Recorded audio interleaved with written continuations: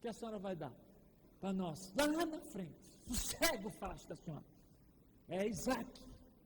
Mas não teve jeito, nasceu dessa confusão toda. A história prossegue com Isaac. Ele casa com uma dona chamada Rebeca. A Rebeca engravida de gêmeos. Um menino era vermelhão. Por isso o nome dele foi Vermelhão. Esaú. O outro menino saiu agarrado no calcanhar. Imagina a cena.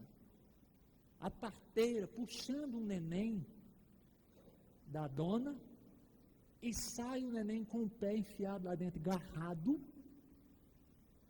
E deve que ela puxou mais forte. Força, força. Na hora que puxou, saiu um braço segurando o pé. Aí puxa, aí colocaram o nome do menino de Traíra. Você sabia que esse é o significado do nome Jacó? Ou não sabia? Não, tudo bem que traíra é uma expressão nossa. Mas Jacó significa assim, aquele que te trai. O Judas. Deus pegou esse menino, transformou a vida dele,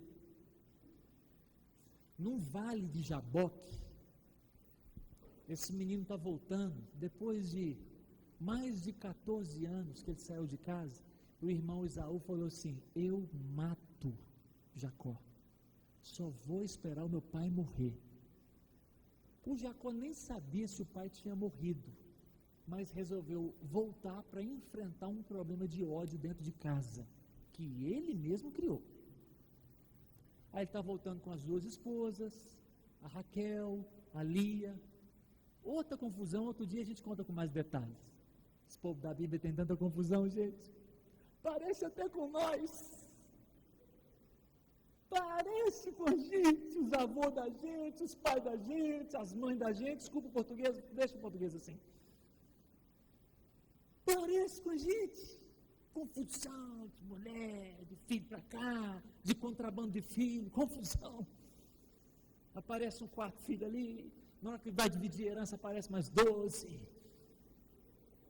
Confusão. Aí ele está voltando com essas 4 mulheres. O Jacó vai buscar Deus, tem uma luta com Deus. Deus muda o nome dele de Jacó para Israel. Sempre que aparece El, é Deus alguma coisa. Betel, casa de Deus. Peniel, face a face com Deus. Samuel, isto é Deus. Daniel, Deus é meu juiz. Israel, príncipe de Deus, que luta com Deus e vence. Melhorou traíra, hein? Melhorou traíra. Essa história inspira a gente também.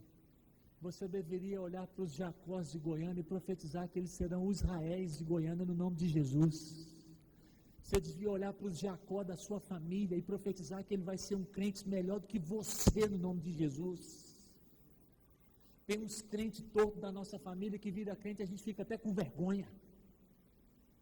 Nossa, aquele nosso jeito de crente ser xoxo, aquele nosso jeito de crente ser ruim. Um parente nosso, Jacó, converte e dá um show. Um homem de Deus, pureza. Não precisa levantar a mão não. Já viu um parente nosso que converte depois da gente, dando um pau na gente sobre honestidade? Pega nós que somos crentes há muito tempo e fala assim, está errado. Aí você fala assim, que é isso, você converteu agora? Aí ele fala assim, pior ainda, você que já converteu há muito tempo, está fazendo trem errado há muito tempo. Toma. Vou orar para Deus levantar um Jacó na sua vida, de dentro da sua casa, no nome de Jesus. Umas irmãs sua torta, uns parentes seu torto, uns primos seu torto, para Deus pegar ele na unção de Deus. E fazer ele pegar fogo do céu. Ser um cara que vai na reunião de oração, um cara que vai nos encontros de missões, um cara que está agarrado no louvor, um cara que está agarrado com Deus, para dar uma sacudida em você. Israel ficou bacana. 12 filhos. confusão nos 12 filhos. É a história que tem confusão. E o José tinha uma confusão porque o pai dele gostava dele mais e deixou os outros saberem.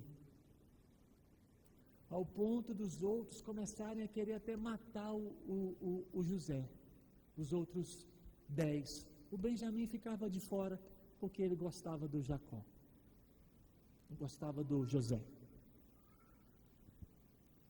Pegaram esse José num dia que ele veio só dar um recado para o pai e jogaram ele dentro de uma cisterna.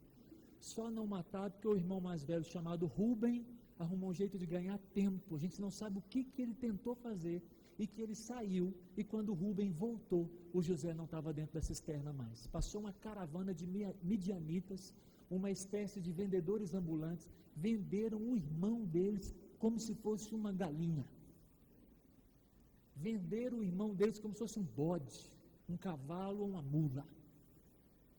Quando o Rúben chegou, que era o mais velho, ia ter a responsabilidade daquilo, todo mundo falou assim, fica tranquilo, já pensamos no plano, aquele manto dele, aquela capa bonita dele, nós seguramos ela aqui, a gente mata um bode, passa o sangue na roupa do José, o papai já está cego mesmo, a gente chega em casa e fala que voltando para casa, achamos essa roupa no chão, um animal selvagem deve ter pego José e matado, o pai vai crer nisso, e o pai creu.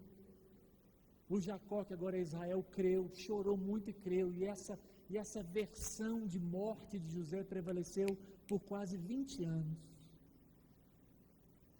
Pensa alguém ficar por quase 20 anos crendo numa versão de um filho que morreu e essa versão não ser verdadeira. Quando José chegou lá no Egito, ele foi vendido como escravo e quem comprou ele foi o Potifar. Ele devia ter uma aparência melhor, braços melhores, pernas melhores. Por isso, um homem importante comprou o escravo. Porque os homens importantes compravam os melhores escravos. Se José foi parar na casa do Potifar, é porque ele tinha uma aparência muito boa. Na casa do Potifar, tudo dava certo. Por causa de José, colocou ele como mordomo. Ele virou como chama o mordomo do Batman? Esqueci o nome. Virou o Alfred. O Potifar, que era o Bruce Wayne, confiava tudo no Alfred, que era o José. Perdão. Fala aí, Alfred. Diz para ele, na hora do louvor, às vezes eu fico olhando para eles, e cantando e olhando, por 2 motivos. Um, a curiosidade de ver alguns gestos. E outro, fico impressionado, porque enquanto muitos de nós temos a audição e não louvamos, nenhum deles que não tem, deixam de louvar. Isso me impressiona. Se impressiona a mim, imagina a Deus.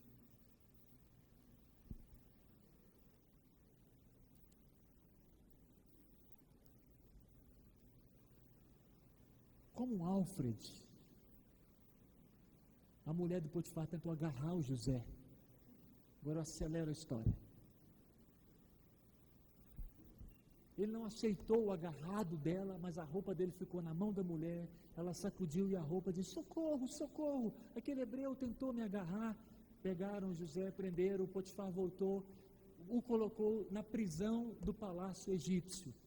Razão pela qual alguns estudiosos acreditam que Potifar não acreditou na mulher dele, pois se ele tivesse acreditado na mulher dele, ele não mandaria prender o José, ele mandaria matar o José. Então, se ele pegou o José e ele prendeu o José, ele não acreditou na mulher dele, ele acreditou no José. O José preso, ele passou alguns anos ali na cadeia, até que 2 funcionários do faraó foram presos. Quando eles chegaram na cadeia, o José estava cuidando da cadeia, uma espécie de carcereiro, ele andava com as chaves. Ele abria e fechava as celas, ele ajudava os soldados, ele era uma pessoa extraordinária, tudo que ele fazia prosperava, até na cadeia. A Bíblia diz, porque o Senhor era com ele. Passando pela cela do copeiro e do padeiro, viu os 2 tristes, ele se importa. Meu Deus do céu, como alguém que está preso, injustiçado, lascado, ainda se importa com os outros. Aí ele se importa, o semblante de vocês está caído, aconteceu alguma coisa, posso fazer alguma coisa? Aí os dois falam assim, sonhamos nessa madrugada, nós dois ficamos perturbados. O José encostou na cela e falou, conta o sonho. O copeiro contou primeiro, falou, eu tive um sonho e eu estava com o copo do faraó na mão, apareceu uma videira, 3 ramos saíram, as uvas começaram a dar o vinho, eu servi o vinho no meu copo e eu acordei. O José falou assim, o seu sonho é uma revelação do que vai acontecer daqui a 3 dias, as 3 videiras são 3 dias, 1, 2, 3 dias, daqui a 3 dias você vai estar no palácio de novo, o faraó vai te chamar e você vai estar com o copo dele, servindo ele de novo como você sempre fez. O padeiro, quando ouviu, deu um pulo e disse, eu também tive um sonho. Eram 3 cestos, estavam na minha cabeça, o cesto mais alto tinha os pães, as iguarias do faraó, as aves vinham e comiam na minha cabeça os pães. O que é isso? O que é isso? Conta, conta. Certamente na expectativa de que como o dele foi bom, o meu também será bom. Só que José disse, o seu sonho também são 3 dias, os 3 cestos são 3 dias, 1, 2, 3 dias, no 3º dia faraó vai te matar, o seu corpo vai ser pendurado e as aves do céu vão comer a carne do seu cadáver. Nós não sabemos os detalhes, mas possivelmente houve um caso de envenenamento de faraó e os 2 acusados foram o padeiro e o copeiro. Nas investigações da Polícia Federal da Operação Lava Jato do Egito, nas escutas telefônicas que vazaram e toda a população ouviu, o culpado era o padeiro e não o copeiro. Então o copeiro foi restituído ao seu cargo e o padeiro foi morto. 3 dias se passaram, tal como ele revelou o sonho, aconteceu. Quando o copeiro está saindo da cadeia, José dá nele um abraço, um filmaço, eu ia colocar o José de Brad Pitt. Pegar um cara simpático, para a dona tentar agarrar, né? Ou Tom Cruise. E José abraça ele e fala assim, quando você chegar lá no palácio, intercede por mim diante do faraó. Eu estou preso injustamente. Eu não fiz nada com a mulher do Potifar. Você faz isso por mim? O copeiro diz, já comigo. A gente não sabe o que aconteceu, a gente só sabe o que a Bíblia diz. Diz que o copeiro chegou lá no palácio e esqueceu. Se passaram 2 anos. Imagina um negócio que você pede para alguém, ela esquece 2 anos. Dá vontade de matar, não dá não? E um negócio que ela pode fazer, que ela pode resolver, esqueceu.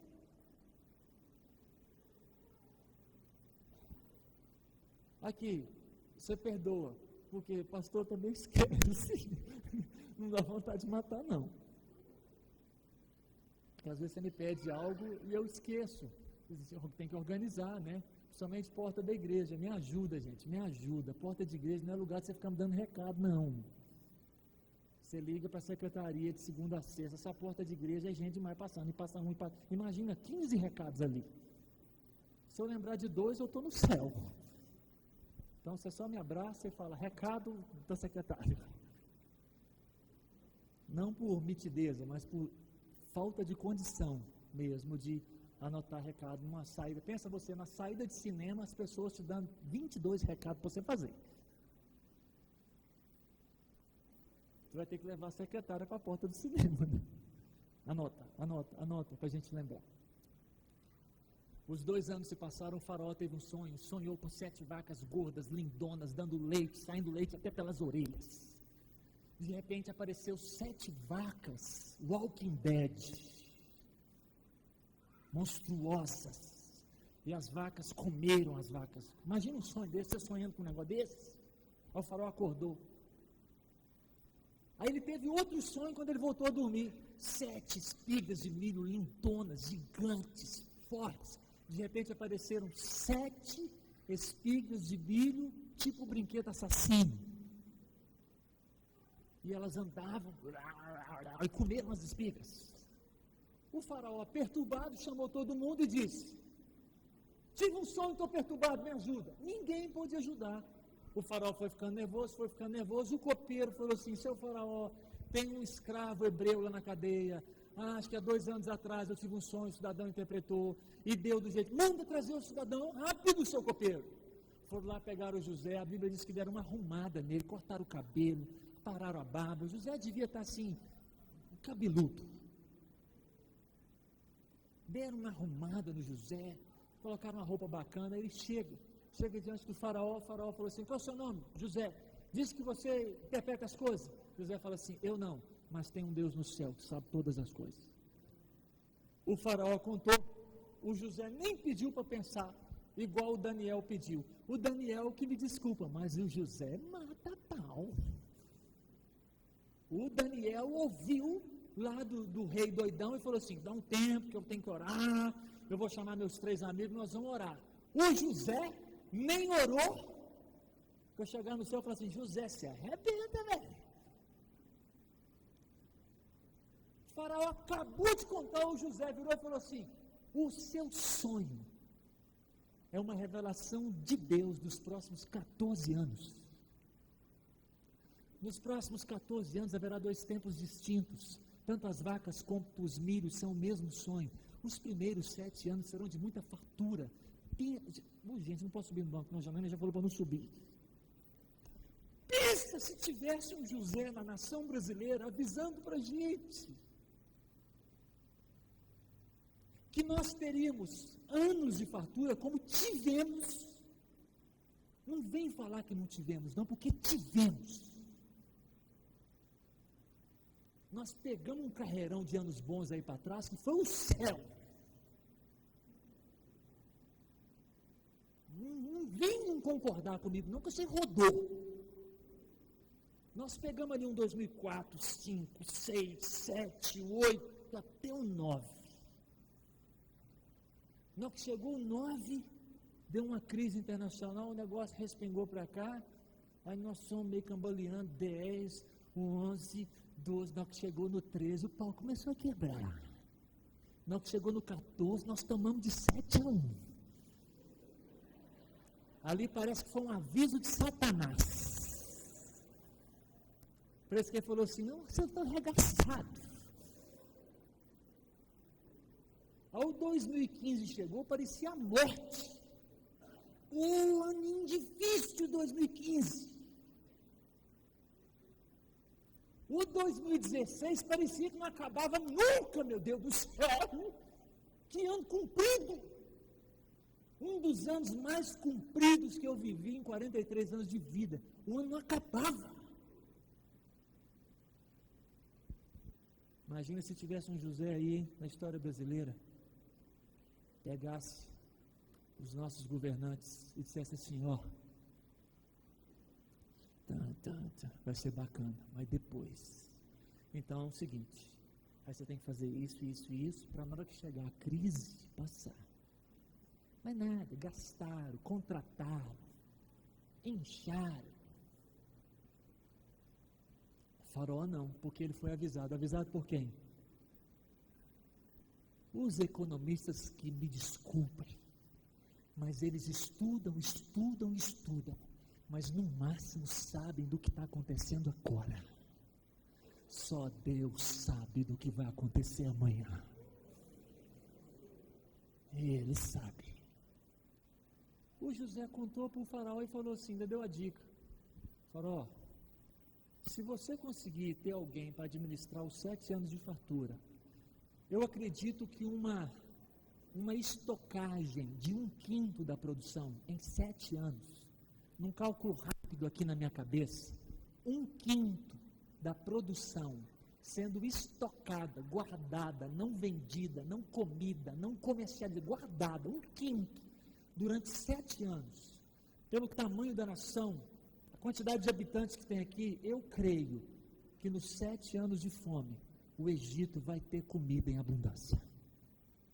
Ô gente, o faraó deve que fica em pé no filme, ia colocar o faraó de Sean Connery, aí deve que ele grita assim, onde que em todo o meu reino existe alguém tão sábio e brilhante quanto esse José?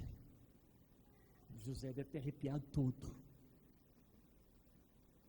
O faraó disse, manda trazer as roupas reais.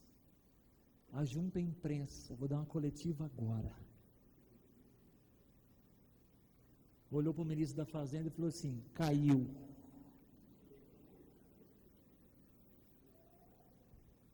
Olhou para o José e falou assim: assumiu. E o cidadão de manhã está na cadeia e de tarde está em Brasília, no Palácio do Jaburu.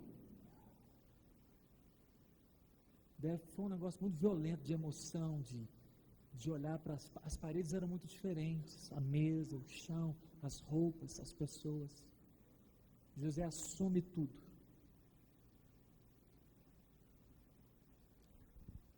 Lembra do Abraão lá atrás? Lá atrás o Abraão ficou amigo de Deus. É o que diz a Bíblia sobre ele também.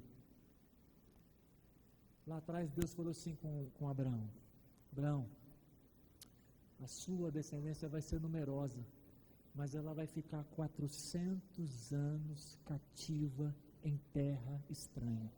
Esses textos na Bíblia nos passam desapercebidos. Como que previsões tão precisas são dadas tão antes? Tão antes.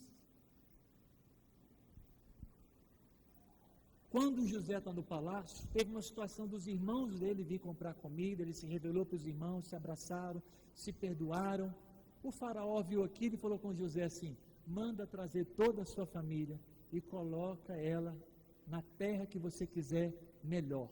Aí o José trouxe a sua família toda e colocou na terra de Gósen, que era a região mais valorizada do Egito naquela época. O metro quadrado era mais caro, era um negócio violento lá. A cidade estava crescendo para a terra de Gósen, tudo bacana. Colocou a família dele lá. Atos dos Apóstolos diz, lá no capítulo 7, que vieram 70 pessoas da família do José. Muita gente, né? Imagina alguém falando assim: pode buscar a sua família e colocar aqui que eu vou pagar tudo para todo mundo. Aí você aparece com 70. De vez em quando eu olho para esses 70 e falo assim: deve ter vindo até quem não é possível. Aquele que ficou sabendo e virou primo na hora. Conhece aquela raça? Vira primo assim, do nada. Faz DNA para você ver. Vieram 70. Aí estão morando lá, gente, tudo bacana, tudo bacana. O seu Jacó faleceu, o seu Israel, todo mundo lá morando, belezinha. Os anos passaram, 50 anos, 80 anos, 100 anos. Aqui deixa eu falar uma coisa, de coração, mas humildemente e forte. Deixa de bobagem. Daqui a 100 anos, ninguém vai lembrar de você. Tá? Papo reto, contigo. Tá bom? De vez em quando você e eu, nós temos que nos colocar no nosso lugar. Nós achamos que nós somos importantes demais. E olha que 100 anos não é muito tempo. Nem lembra da gente. Você sabe quem foi seu bisavô? Bisavó? A maioria de nós não sabe.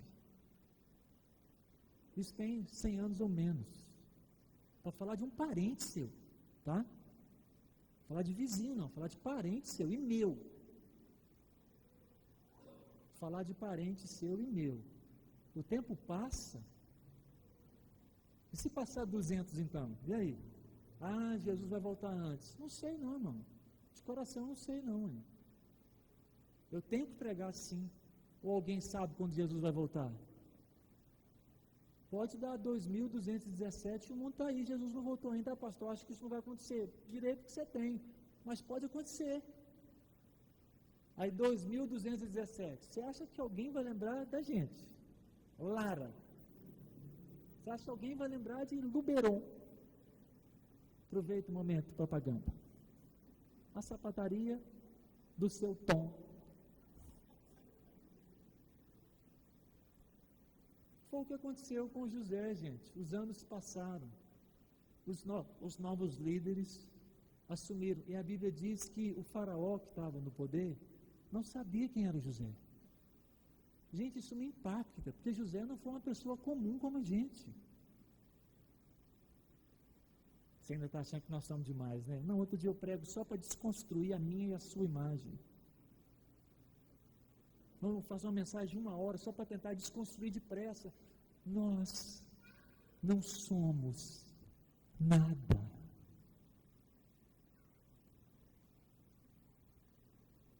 Como que alguém não sabe quem é José, o que está na Bíblia?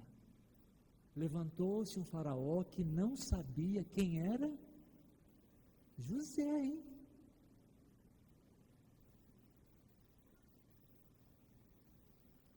Quando o cidadão viu que lembra da família de 70? Eles agora são 600 mil homens. Isso dá um exército para arrebentar. Contando com mulheres, os estudiosos mais comedidos acham que entre 1.200.000 e 1.300.000 pessoas, uma cidade de Goiânia inteira. Esse cidadão pegou toda essa população de hebreus e começou a escravizá-los. A com H. Existe A com H. Isso não é bíblico e nem é científico. É só uma conjectura. Há uma desconfiança de que tudo que os olhos veem no Egito, de beleza, talvez tenha sido construído pelas mãos dos judeus. Não há confirmação científica, não há referência bíblica, mas eles ficaram muito tempo lá como escravos. De pirâmides e coisas mais. O cara ia construir um cemitério e mandava fazer um prédio de 33 andares. Olha a maluquice. Você sabia que as pirâmides são sepulcros? Você sabia? Olha a loucura desses líderes. O cara quer fazer um sepulcro para ele, manda construir um negócio de 33 metros, 33 andares, 40 andares, 25 andares, para colocar um defunto lá dentro. Meu Deus do céu. Tendo escravo para fazer, né? Pessoas para fazer, talvez foram os judeus. Quando está completando 430 anos, que é o tempo que eles saíram, então aí você puxa para trás 40 anos, 390, que foi o período que nasceu um menino, o pai dele chamava Amrão, a mãe dele chamava Joquebede. Tinha uma lei nova, maluca no Egito, feita lá no Congresso Nacional de Brasília, os senadores também aprovaram, ela passou, foi a PL 122537, que toda mulher grávida dos judeus, se fosse menina, viveria. Se fosse menino, então os meninos estavam sendo mortos, pois o faraó estava com muito medo de que essa população de 600 mil homens aumentasse e eles se rebelassem e virassem um exército. Um casal, talvez com a ideia da mãe, falou assim, nós temos que salvar o nosso filho. Talvez o Arão disse, como? Ela falou assim, eu pedi a Miriam, gente, isso não está na Bíblia. Esses detalhes não estão, mas eu preciso te contar a história como o que talvez tenha acontecido. Então eu vou te contar a história do menino que foi colocado num cesto na água, que a Bíblia só diz, colocaram o menino no cesto na água. Só que se você for fazer um filme, você tem que criar uma conversa, um diálogo. Então talvez a dona Joquebede chamou o seu Arão e falou, senhora, eu tive uma ideia, eu pedi a Miriam para dar uma olhada na beirada do rio Nilo, eu fiquei sabendo que a princesa, a filha do faraó, ela toma banho ali na beirada, ali perto do Jaó, ali na esquina, perto do aeroporto. Tem uma passagem lá que é aberta, então dá para ela entrar com um cestinho, colocar ela dentro d'água e empurrar. A gente faz um cestinho que boia, o nosso filho chorando, vamos pedir a Deus para a princesa olhar e não matar. O Arão topou, a Miriam levou, ficou atrás do arbusto olhando, colocou o menino no cesto, empurrou, a Beth chorou. Se fosse o Rafael, não ia chorar, porque esse menino não chora, louvado seja o nome de Jesus. Não era aquele menino ali, que ele entra dormindo e sai dormindo, louvado seja Deus, por essa unção de som que esse menino recebeu. Recebam, viu? Vocês dois aí, agradece os dois, de joelho aos céus. Olha, aquele menino lá cabeludo, levanta ele aí, Sandro. Gente, é um dos meninos mais mansos que eu já vi na face da terra. É a unção de Gênesis 2:21, e fez o Senhor cair sobre ele um pesado sono. O menino que dorme. Ei, Rafael, o Moisés era diferente, deve que ele começou a chorar no berço, a princesa correu, As servas vieram, pegaram, que menino lindo! Alguém gritou, é hebreu! Ela gritou, qual que é o problema? Seu pai mandou matar. Aí deve que ela disse, esse não vai matar. Aí alguém dentro do arbusto falou assim, yes! Aí a pessoa falou assim, mas é um neném, como eu vou cuidar dele? Como eu vou cuidar? Aí saiu uma menininha de dentro do arbusto, dona, posso falar? Pode, minha filha. Nem perguntou quem é a menina. Falou assim, eu conheço uma dona, que ela pode ajudar a senhora, ela tem leite, ela fabrica leite, ela é a mãe dela. Se a senhora quiser, ela cuida. Aí a mulher gostou, o plano deu certo, e eles ainda ganharam bolsa leite, bolsa escola, bolsa família, tudo. E o menino ficou na casa até ele crescer um pouquinho, depois ele veio para o palácio, por volta de 6, 7 ou 8 anos. A mulher que batizou o menino, que deu o nome à princesa, ela colocou o nome dele de tirado das águas.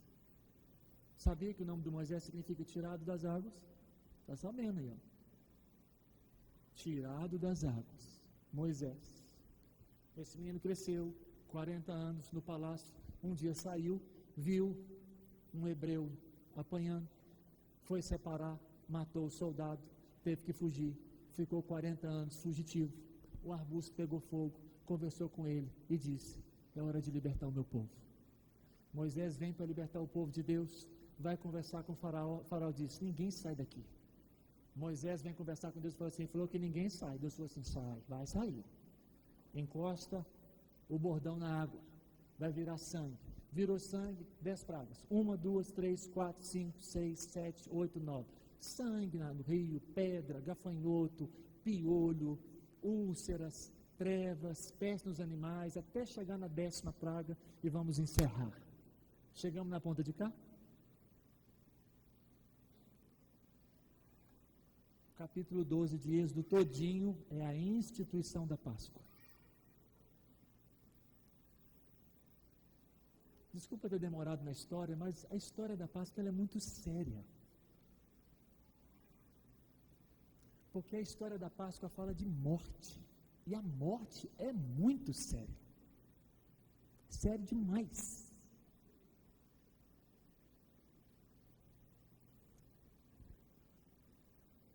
Moisés diz para Faraó, hoje,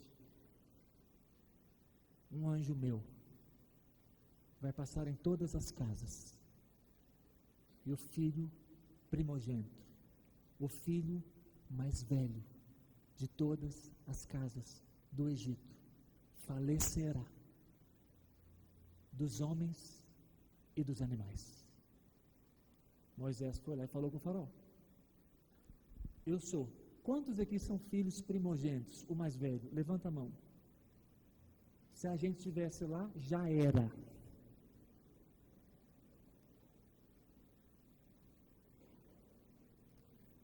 Moisés volta. Deus fala assim, Moisés, chama o meu povo.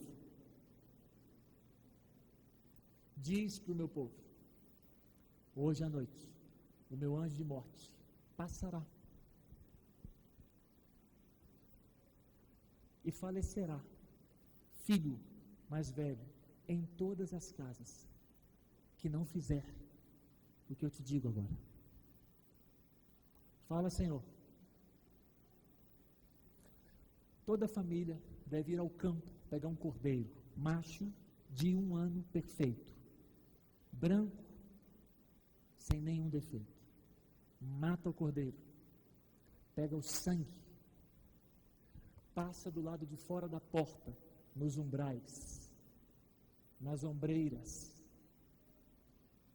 fecha a porta, entra e fica quieto lá dentro.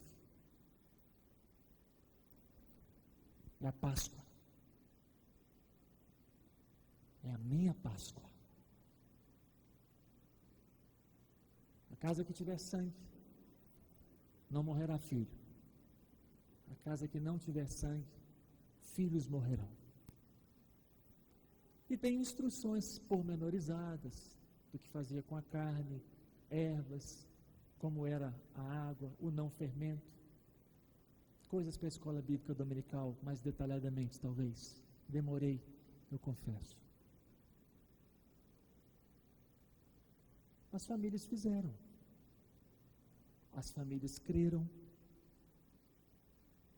e por isso as famílias foram poupadas. Páscoa é uma palavra hebraica, de som transliterado para o português, parecido com pechar ou pessar, que significa passar por cima e poupar.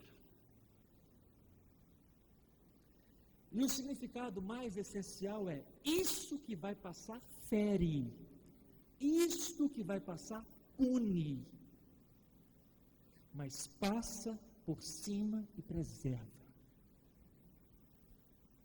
Passagem ou passar. Se você perceber, o passar por cima e poupar não tem nada a ver com quem está dentro da casa.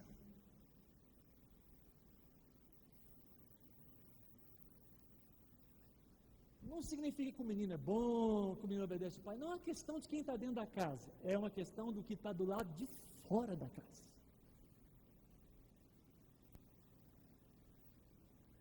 Vamos para a ponta de lá e a gente encerra. As duas pontas têm duas mensagens. A ponta de cá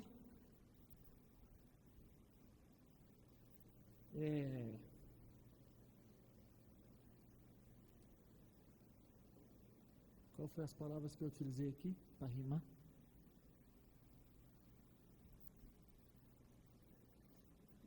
Sacrifício e libertação.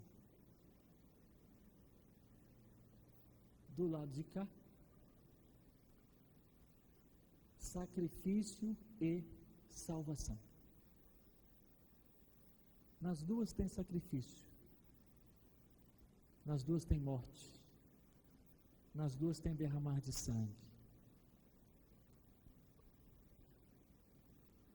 Quando Jesus Cristo vai andando em direção ao Rio do Jordão para ser batizado, e a gente encerra junto aqui, João Batista, batizando as pessoas, aponta para Jesus e diz assim, está registrado em João 1:29. Ele deve ter falado bem gritado para que todos ouvissem. E ele disse: Ele é o Cordeiro de Deus que tira o pecado do mundo. Então o Cordeiro chegou, ficou 3 anos e 6 meses entre eles, e para que tirasse o pecado do mundo, o Cordeiro teve que ser imolado, como no texto que nós lemos em Coríntios. Cristo também, o nosso Cordeiro Pascal, foi imolado, ele foi morto, e o seu sangue foi derramado. Lá na Celgo foi em 15 minutos, aqui no predinho foi em 20, aqui foi 1 hora. A mensagem é a mesma. E vamos encerrar com reflexões pessoais, todos nós. A primeira delas, só uma indagação, só uma pulga atrás da orelha. Por que será que todos os demais feriados do nosso país têm as suas datas e os seus personagens completamente preservados em seus dias? Você pega depois ali a sua folhinha de calendário, conta quantos feriados tem no Brasil e observa cada um deles. Seja o que for, seja pessoa como Tiradentes, seja o que for, aquela data é totalmente preservada, é só dele ou dela. Mas quando é feriado de Jesus, por que será que só nos feriados de Jesus entra tanta coisa? Não é para desconfiar, pelo menos desconfiar. Por que a Páscoa, que é um feriado de Jesus, entra um tanto de coisa e aparece coelho, colocando ovo e chocolate, barará e barará? Aí vai lá para o outro feriado de Jesus do Nascimento, piora. Uma árvore, um Papai Noel, um gordão, um saco vermelho. Olha só, parece, de fato, existir alguém trabalhando incansavelmente para que a verdade não seja proclamada, para que a verdade não seja refletida, para que a verdade não seja sabida, porque ele sabe, João 8:32, conhecereis a verdade, e a verdade vos libertará. Encerramos assim, a necessidade do envolvimento. Você consegue perceber que as famílias poupadas na ponta de lá tiveram que literalmente colocar a mão na massa para serem poupadas e se envolverem? Vamos falar pelo menos de mãos, colocar a mão no cordeiro, sujar as mãos de sangue. Então fala da necessidade do envolvimento. Vamos pegar um personagem aqui, vamos pensar o seguinte: é exatamente o contrário do que o Pôncio Pilatos fez. Ele não quis sujar as suas mãos do sangue. Meu Deus do céu, Pilatos, velho, presta atenção, você tem que sujar a sua mão, cara. Não manda trazer água. Não lave as suas mãos. Não diga, eu não tenho culpa nessa morte, pois fazendo isso, você morre. Pilatos, presta atenção, cara. Se envolva com o sangue de Jesus. Suje as suas mãos. E diga, eu tenho envolvimento nessa morte. Ele morre por minha causa.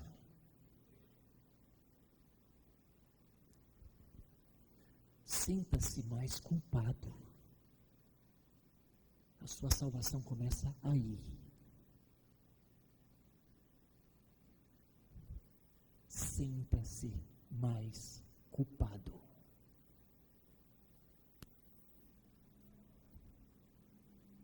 Sinta-se mais culpado.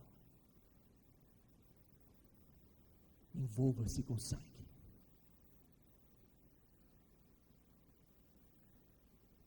Não diga como os outros, eu sou bom,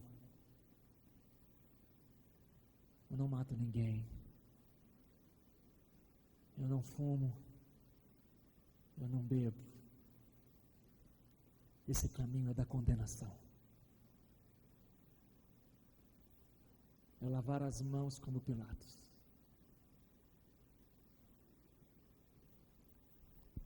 Se envolva mais com esse cordeiro. O caminho da culpa inicia a sua salvação. Só quem se sente culpado se arrepende dos seus pecados. Quem não se sente culpado nunca se arrependerá de nada.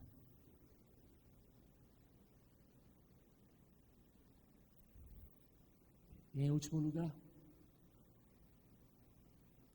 a presença da marca. Será que você pode concordar comigo, não porque eu digo, mas porque de fato é verdade? Se andássemos lá no Egito, na ponta de lá, nós saberíamos quem tem a marca e quem não tem? Se andássemos pelas ruas, veríamos por causa do sangue. Meu irmão, você precisa mostrar que tem sangue de Jesus em você.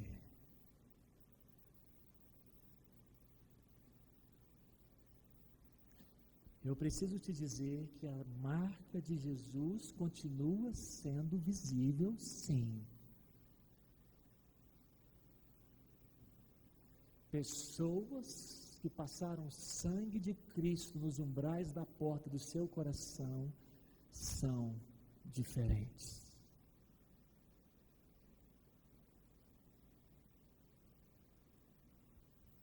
A presença da marca, a marca do sangue,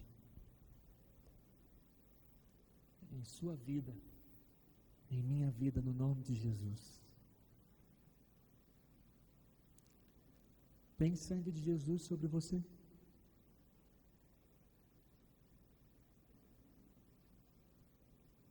uma pergunta importante para mim e para a sua salvação. Você já passou esse sangue sobre a sua vida?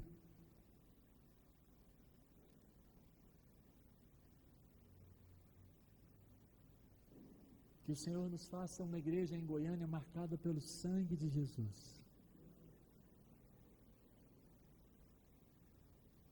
Onde visivelmente, perceptivelmente, é sabido, aquele povo ali, aquela dona ali, aquele cidadão ali,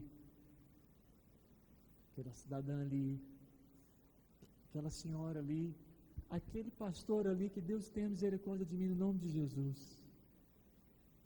Eu seja um pastor de sangue aqui em Goiânia, sangue marcado em mim, a nossa salvação. O anjo da morte passará em nossa casa e o sangue de Jesus nos poupará da condenação eterna. Seremos preservados por causa do sangue derramado na cruz do Calvário. Eis a Páscoa, a história da Páscoa. Se eu te disser Feliz Páscoa, é como se eu te dissesse feliz discipulado, feliz vida cristã, feliz discípulo, seguidor de Jesus, mais e mais, todos os dias. O Senhor te abençoe, te guarde, e com o poder do seu Espírito Santo, passe o sangue em toda a sua família. Que o Senhor leve o sangue nos nossos primos, nas nossas primas, nos nossos tios, nas nossas tias, na nossa cidade, em nome de Jesus. Amém? Fiquem em pé para a gente.